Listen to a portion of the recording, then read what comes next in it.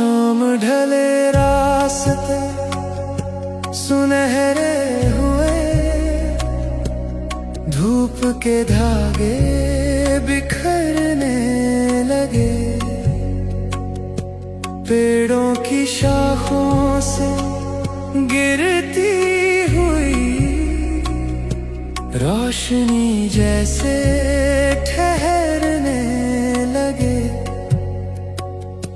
हवा ने कुछ बात छेड़ी हल्की, मिट्टी ने खुशबू बिखेर दी। मैंने भी चुपके से इन लम्हों में अपनी सी दुनिया समेट ली।